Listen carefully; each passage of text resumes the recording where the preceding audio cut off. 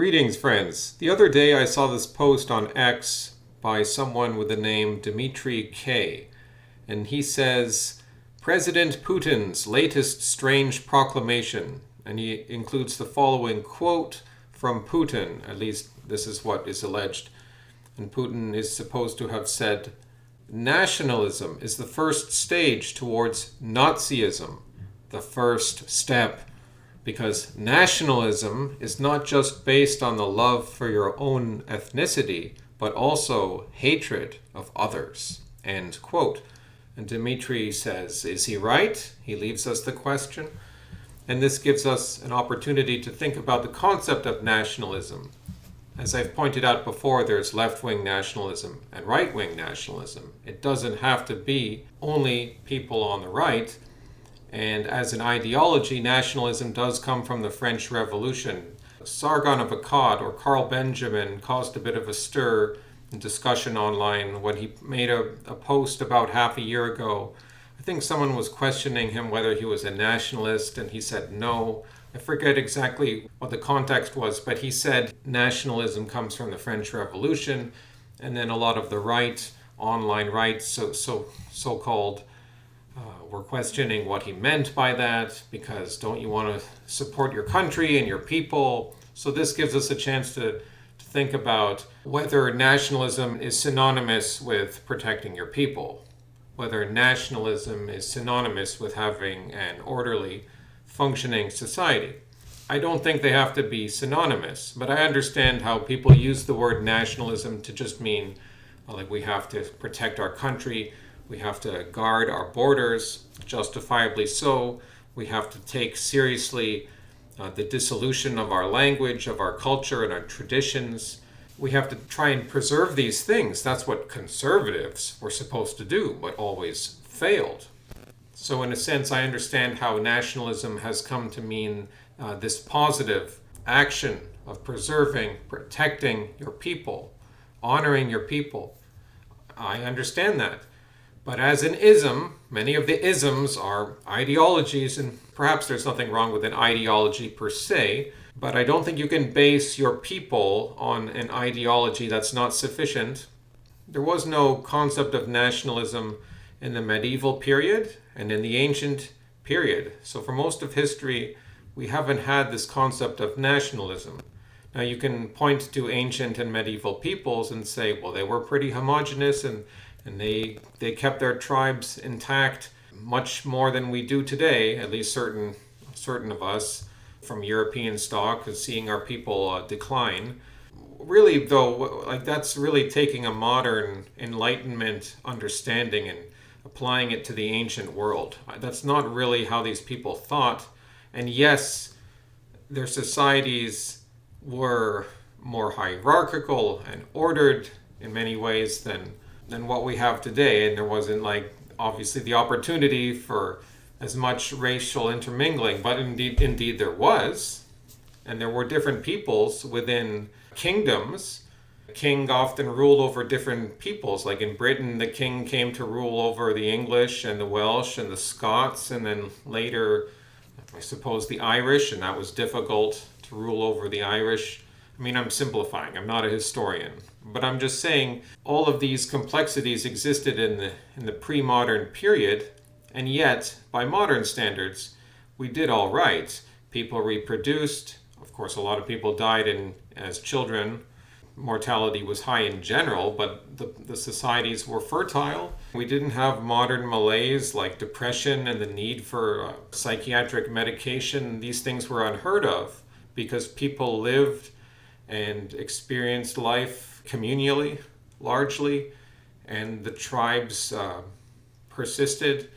But because we didn't have these ideologies, you gotta have these symbols, and you have to have this language, and you have to do things this way.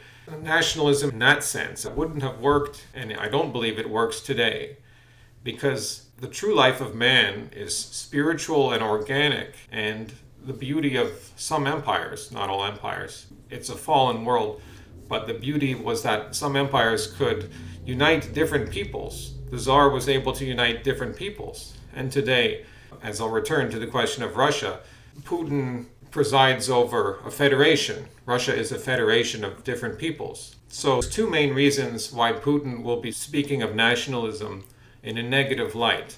Because, as I mentioned already, Russia is not just one ethnicity. Perhaps the Rus, the ethnicity to which he belongs, are the majority, but there's many other ethnicities there. As I learned last week, I met a guy who, he was a bit younger than me, but maybe in his early 30s or so, and he was white, but from a Muslim region of Russia. But he was converting to Orthodoxy, which is good. In that sense, it's a diverse country. I mean, it's the biggest territory on earth, so it includes many peoples. Well, obviously not one ethnicity.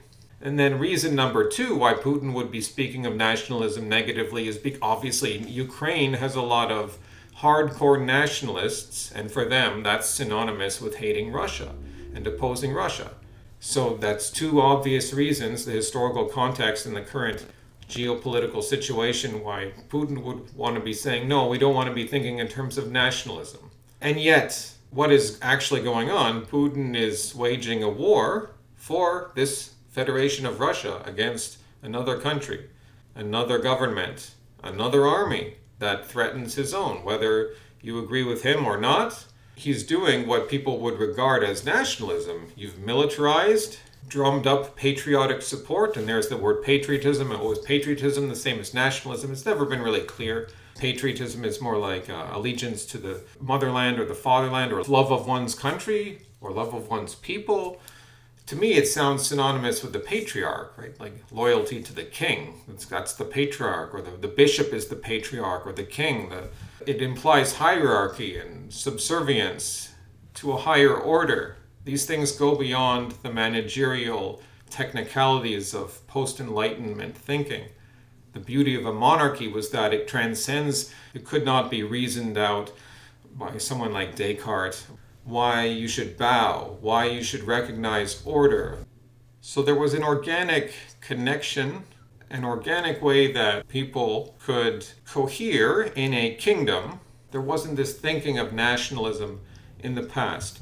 And whether it has to always involve hatred of another tribe, I don't know. That's just the concept of war. When you have a tribe and you have a war, well, then there's going to be hatred. So that's kind of an inescapable fact of human nature. I wouldn't blame nationalism for that specifically. I wouldn't necessarily define nationalism as having hatred. So anyways, Carl Benjamin, who had already provoked much of discussion on this topic half a year ago, he commented on this post by Dmitry K. And Carl Benjamin says, Vladimir Putin is a boomer libtard. So it seemed to be mocking Putin. And I couldn't understand it at first because I was thinking to myself, well, hold on, Carl. You said yourself you're not a nationalist and that you don't approve of nationalism. So why are you mocking Putin here? And then I read on in the comments and it became more clear to me what was going on. Someone asked, is he wrong here? Is Putin wrong? And Carl Benjamin responded, no. As in, no, Putin is not wrong to disparage nationalism. And he added that being a liberal is also the first step towards communism. At face value, I could agree with that as well. Yeah, being a liberal, that probably does lead to communism, if you take it to its conclusion. And then Ricardo Duchesne is criticizing Carl Benjamin here. He's saying, Carl, you need to up your game. And then he's talking about how dissidents are misunderstanding the context for Putin's objection to nationalism. And they probably are misunderstanding it. Both Ricardo and myself probably missed what was going on. Carl is not disagreeing with Putin. He's mocking the people who mocked him earlier for disparaging nationalism. In a way, doing an internal critique. You're assuming the position of your critics. How would they see this? And what would they say? Of course they would say Vladimir Putin is a boomer libtard. So I think Carl Benjamin is mocking that. That's the only explanation that makes sense to me, because he makes clear in the comments he doesn't actually think that Putin is wrong in what he said. So to conclude, think of Canada. On some level, Canada needs nationalism. We need to protect our borders and secure the Arctic and assert ourselves against the United States, at least in the context of a trade war. It doesn't have to be about being anti-American, but about employing Canadians and having interprovincial trade links and developing the resources, these sorts of things. You could put that lightly under some category heading of nationalism. But in the more technically correct understanding of nationalism, this wouldn't really work for Canada because we know that it's got three distinct founding nations already: the English, the Scottish, the French. You already can't assert one or the other without Canada breaking up into smaller countries. Maybe some people want to do that. I would be sad to see that happen. I see the arguments why certain people, why the Quebecois, why people out west are dissatisfied. But Canada, as we've known it throughout its existence, has been federation. So to conclude, the word is just understood in different ways, but there's no need to jump to a conclusion right away that the word has to mean always looking out for your people, like that word just automatically means protecting your people, nationalism. No, maybe there's other ways. Maybe there's other ways to protect your people other than just the nationalist route. I'll just leave that with you to ponder. Hasta luego, amigos.